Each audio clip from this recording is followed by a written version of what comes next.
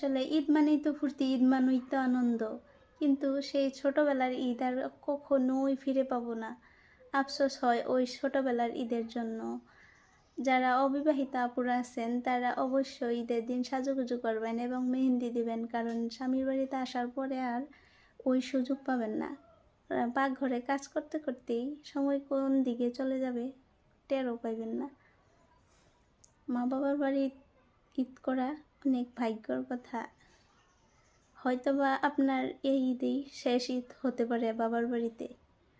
তারপরে সংসারের কাজ আর দায়িত্ব নিতে নিতেই চলে যাবে। এই যে হাতগুলা এখন আর মেহেন্দি দিই না, কারণ সময়ই পাই না। এইবার অবশ্যই আশা করছি মেহেন্দি দিব, আর এইবারের ঈদটা আমার বাবার বাড়িতেই করব। এখন আবার ভাইবেন না যে আমি ঝগড়াঝাটি লাগে আমার বাবার বাড়িতে চলে গেছি, কারণ আমি আমার স্বেচ্ছায়, আমার শ্বশুর শাশুড়িও বলছে যে ওখানে ঈদ করবো, আমার বাবা মাও বলেছে। তার জন্য আমরা ঈদের 27 পরেই চলে যাব আমাদের বাবার বাড়িতে। তো সবারই এমন শ্বশুর শাশুড়ি মিলে না, তো উনি অনেকেই ভালো ভালো মনের মানুষ। আজকের জন্য এই পর্যন্ত। সবাই ভালো থাকবেন, সুস্থ থাকবেন। আল্লাহ হাফিজ।